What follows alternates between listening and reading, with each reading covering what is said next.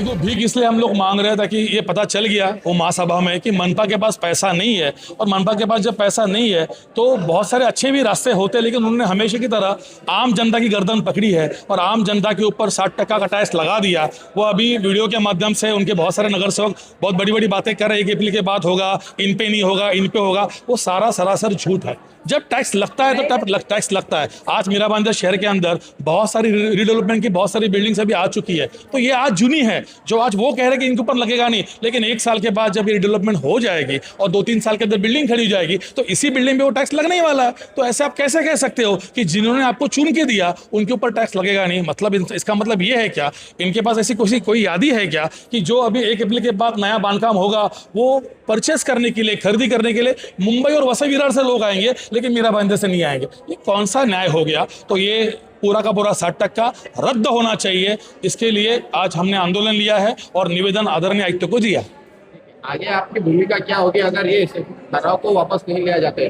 देखो, आयुक्त जी ने हमें आश्वासित किया है कि हम महापौर से बात करेंगे, वो ठराव किस तरह मंजूर किया है, कि उसके अंदर क्या क्या क्लॉज है, क्या क्या पॉइंट्स है, कहाँ कहाँ उसका इफेक्ट आएगा। क्योंकि जब प्रॉपर्टी टैक्स बढ़ता है तो वो रेशो के हिसाब से पानी, बाथरूम, अब इसको हम लोग या ड्रेनेज कहते हैं, वो सारी चीज़ें, वृक्ष ले लो, उसके बाद रास्ते ले लो, सारी चीज़ों पे इसका इफेक्ट आता है। तो वो स्टडी करने के बाद 10 दिन में हमें बताने वाले हैं भाई इसके अंदर आगे क्या करने वाले हैं। तो उनको हमने चेतावनी दे दी है, अगर ये टैक्स रद्द नहीं हुआ, आज तो 50 की संख्या में आया है प्रमुख पदाधिकारी, लेकिन इसके बाद भविष्य में पूरा जन आक्रोश इसी लोकतंत्र का चौथा स्तंभ जो है मीडिया को कहा गया है, पत्रकारों को कहा गया है।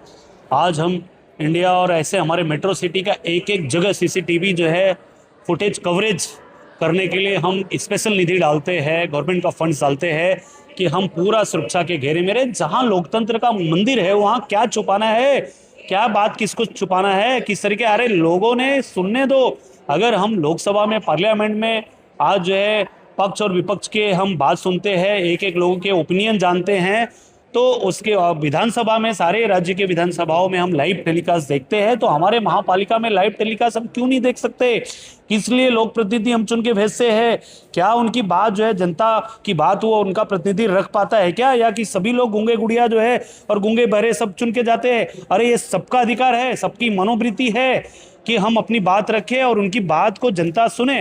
तो ये बिल्कुल जो है इस बात का भी निषेध करती है कि लोकतंत्र का आंख बंद नहीं किया जाए, मुंह बंद नहीं किया जाए, क्योंकि आज ये मीडिया के माध्यम से हम लोगों तक पहुंचते हैं, लोग हम तक पहुंचते हैं। तो ये लोकतंत्र पे कुठारा घात है ये मीरा भाईंदर महानगर पालिका का। इस चीज का भी हम विरोध करते हैं, जिस तरीके से प्रॉपर्टी टैक्स का हम विरोध करते हैं।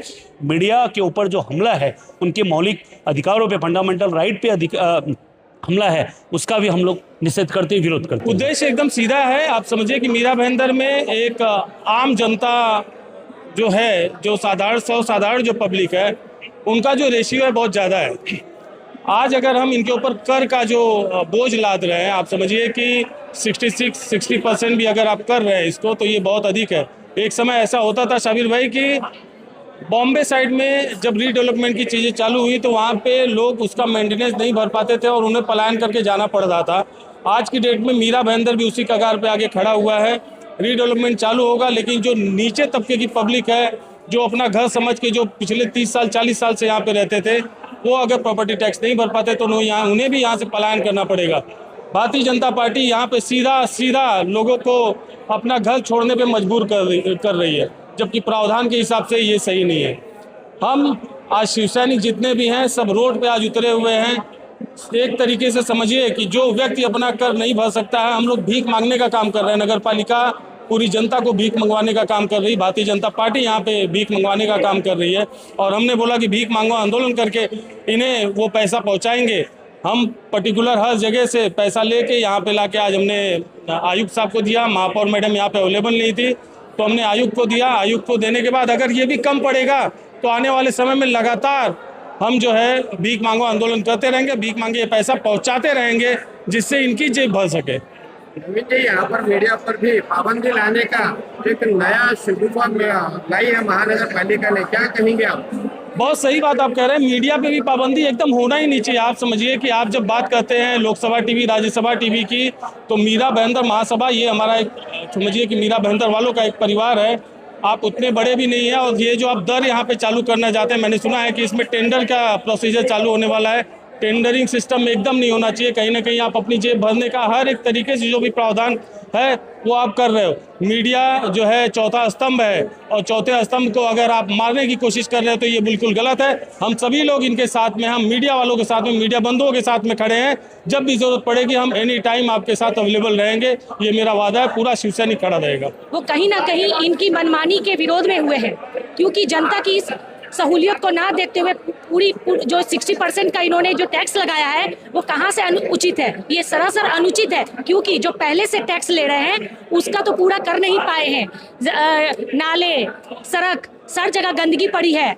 मौसम बारिश आती है, एक बारिश में पूरे नाले जाम हो जाते हैं। कहाँ सफाई है? कहीं कुछ दिख नहीं रही है। पानी के लिए आज भी मीरा भाईंदर के लोग तरस रहे हैं। तो हमारा यही कहना है कि पहले मूलभूत सुविधाओं को जो पहले टैक्स दिया है उसका तो काम करके दिखाओ। 60% आप किस हिसाब से आप सोच रहे हैं? ये जो जुमले फेंक रहे हैं कि नए और पुराने का, इस पे भी मैं क्लियर कर देना चाहती हूँ। आज आप उनको बोल रहे हो नए वाले पर, बट ये आज पुराने जो है वो भी कल नए। ऐसा नया पुराना खेल मत करो। सबके एक के घर आग लगी है तो दूसरे के भी घर आग लगेगी। 60% टैक्स को सरासर अनुचित है, इसको हटाना है। मेरी यही मांग है और प्रार्थना है।